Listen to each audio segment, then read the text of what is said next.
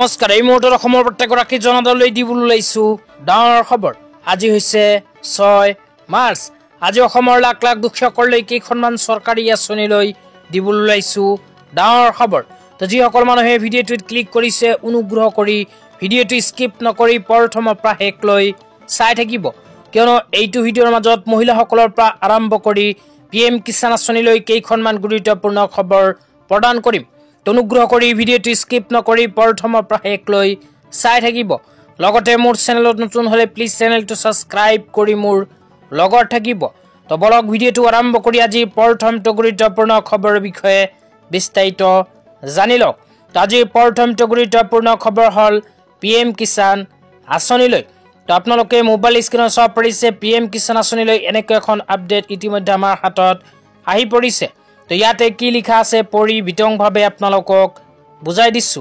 তো ইয়াতে লিখা আছে প্ৰধানমন্ত্ৰী কৃষক সন্মান নিধি PM কিষাণ আঁচনি কৃষকৰ আয় বৃদ্ধি উৎসাহ যোগোৱাৰ অৰ্থে এটি বলিষ্ঠ পদক্ষেপ। PM কিষাণ কেন্দ্ৰীয় চৰকাৰৰ এক অভিলাষী আঁচনি। কৃষকক আৰ্থিক সমৰ্থন আগবঢ়াই কৃষি কৰ্মৰ প্ৰতি উৎসাহিত কৰাৰ উদ্দেশ্যে এই আঁচনিটো অসমতো ৰূপায়ণ কৰি থকা হৈছে। এই আঁচনিৰ অধীনত প্ৰতিটো যোগ্য কৃষক পৰিয়াললৈ বছৰি 3টা কিস্তি 2000 টকাকৈ মুঠ 6000 টকা প্ৰত্যক্ষ লাভ হস্তান্তৰ প্ৰক্ৰিয়া DBTৰ জৰিয়তে আগবঢ়োৱা হয়। বৰ্তমানে PM কিষাণ আঁচনিৰ বিধি অনুসৰি যোগ্য কৃষকৰ নাম অন্তৰ্ভুক্তিৰ কাম চলি আছে। তো ইয়াতে কোৱা অনুযায়ী যিসকল কৃষকে এতিয়ালৈকে নিজৰ নামখন PM কিষাণ আঁচনিত অন্তৰ্ভুক্ত কৰিব পৰা নাই সেইসকল কৃষকৰ বাবে আহি গল ভাল খবৰ, কিয়নো আকৌ আৰম্ভ হৈছে PM কিষাণ আঁচনিৰ নতুন আবেদন। তো যিসকল কৃষকে নতুনকৈ PM কিষাণ আঁচনিত আবেদন কৰিব সেইসকল কৃষকক ভাৰত চৰকাৰে প্ৰদান কৰিব 6000 টকা।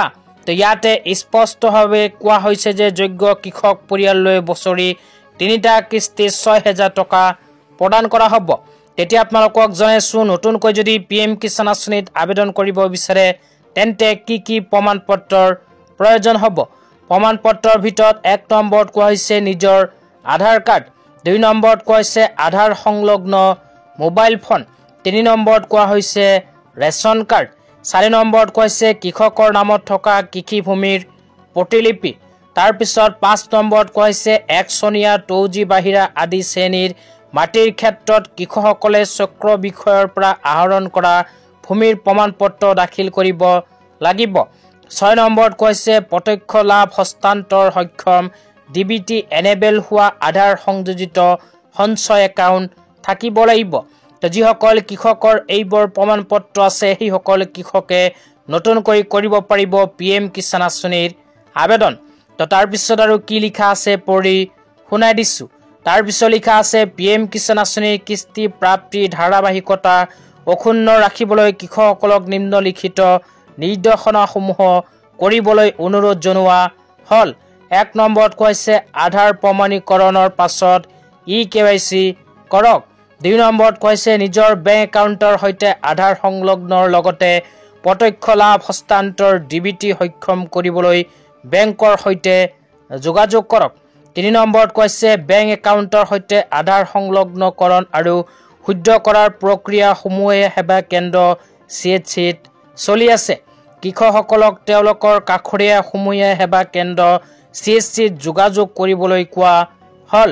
তাৰপিছত 4 নম্বৰত কৈছে কৃষকসকলে ইণ্ডিয়ান পোষ্ট পেমেণ্ট বেংকৰ জৰিয়তে আধাৰ সংযোজিত প্ৰত্যক্ষ লাভ হস্তান্তৰ সক্ষম DBT এনেবল হোৱা সঞ্চয় একাউণ্ট খোলাৰ সুবিধাও গ্ৰহণ কৰিব পাৰিব। তো ইয়াতে কোৱা অনুযায়ী আপোনালোকে কেৱল PM কিষাণ আঁচনিত আবেদন কৰিলেই নহ'ব। তো PM কিষাণ আঁচনিত আবেদন কৰাৰ পিছত কৰিব লাগিব 3খন গুৰুত্বপূৰ্ণ কাম। তো প্ৰথম কামটো হ'ল PM কিষাণ আঁচনিৰ EKYC। তো দ্বিতীয় কামটো হ'ল PM কিষাণ আঁচনিৰ লগত মাটিৰ তথ্য পাতি সংলগ্ন। তাৰপিছত তৃতীয় নম্বৰ কামটো হ'ল বেংক একাউণ্টৰ লগত আধাৰ কাৰ্ড লিংক। তো PM কিষাণ আঁচনিত আবেদন কৰাৰ পিছত বাধ্যতামূলকভাৱে এই 3খন কাম আপোনালোকে কৰি ল'ব। তো এতিয়া আপোনালোকক দিবলৈ লৈছো আজি দ্বিতীয়টো খুবেই গুৰুত্বপূৰ্ণ খবৰ। অনুগ্ৰহ কৰি ভিডিঅ'টো স্কিপ নকৰি চাই থাকিব। আজি দ্বিতীয়টো গুৰুত্বপূৰ্ণ খবৰ হ'ল অসমৰ লাখ লাখ মহিলাসকলৰ বাবে তো আপোনালোকে মোবাইল স্ক্ৰীনত চাব পাৰিছে মহিলাসকলৰ বাবে এনেকৈ এখন আপডেট ইতিমধ্যে আমাৰ হাতত আহি পৰিছে। তো ইয়াতে কি লিখা আছে পঢ়ি বিতংভাৱে আপোনালোকক জনাই দিছোঁ। ইয়াতে লিখা আছে empowerment through social assistant 10th date of pension and Orunodoi benefit. তো ইয়াতে কোৱা অনুযায়ী মহিলাসকলৰ বাবে অসম চৰকাৰে প্ৰতি মাহৰ 10 তাৰিখটো পেঞ্চন আৰু অৰুণোদয়ৰ দিন হিচাপে ঘোষণা কৰিছে। তো তাৰপিছত আৰু লিখা আছে scheme benefits transfer to beneficiaries account on 10th of every month. Total beneficiary 42,70,643। Amount distributed every month 272.16 crore। তো ইয়াতে কোৱা অনুযায়ী অসম চৰকাৰে প্ৰতি মাহৰ 10 তাৰিখটো পেঞ্চন আৰু অৰুণোদয়ৰ দিন হিচাপে ঘোষণা কৰিছে। তো ইয়াৰ লগত সংগতি ৰাখি অহা 10 মাৰ্চ তাৰিখে অসম চৰকাৰে এই কেইখন আঁচনিৰ টকা নতুনকৈ অসমৰ লাখ লাখ মহিলাৰ বেংক একাউণ্টত সোমাই দিব। তো কোন কেইখন আঁচনিৰ টকা সোমাই দিব আঁচনিবোৰৰ নাম এটা এটাকৈ আপোনালোকক জনাই দিছোঁ। অনুগ্ৰহ কৰি চাই থাকিব। তো আঁচনিবোৰৰ ভিতৰত 1 নম্বৰত কোৱা হৈছে অৰুণোদয়, 2 নম্বৰত কোৱা হৈছে শহীদ কুশল কোঁৱৰ সৰ্বজনীন বৃদ্ধ পেঞ্চন আঁচনি, 3 নম্বৰত কোৱা হৈছে ইন্দিৰামেৰী সৰ্বজনীন বিধৱা পেঞ্চন আঁচনি, 4 নম্বৰত কোৱা হৈছে দীনদয়াল দিব্যাংগজন সাহায্য আঁচনি, 5 নম্বৰত কোৱা হৈছে দিব্যাংগ পেঞ্চন আঁচনি, বিধৱা পেঞ্চন আঁচনি আৰু বৃদ্ধ পেঞ্চন আঁচনি। এই কেইখন আঁচনিত যিসকল দুখীয়াৰ নাম অন্তৰ্ভুক্ত হৈ আছে সেইসকল দুখীয়াই অহা 10 মাৰ্চ তাৰিখে লাভ কৰিব চৰকাৰী ধন। তেতিয়া আপোনালোকক দিবলৈ ওলাইছোঁ আজি তৃতীয়টো খুবেই গুৰুত্বপূৰ্ণ খবৰ। আজিৰ তৃতীয়টো গুৰুত্বপূৰ্ণ খবৰ হ'ল অসমৰ মাননীয় মুখ্যমন্ত্ৰী ডাঙৰীয়াই কৰা কেইখনমান গুৰুত্বপূৰ্ণ ঘোষণালৈ। অসমৰ মাননীয় মুখ্যমন্ত্ৰী ডাঙৰীয়াই নতুনকৈ কি ঘোষণা কৰিছে আপোনালোকক জনাই দিছোঁ। তো ইয়াতে লিখা আছে নামৰূপৰ DVFCL প্ৰকল্পলৈ মাননীয় প্ৰধানমন্ত্ৰী 12,000 কোটি টকাৰ আবণ্টন। কেন্দ্ৰীয় ৰেল মন্ত্ৰী শ্ৰী অশ্বিনী বৈষ্ণৱৰ মুখ্য ঘোষণা।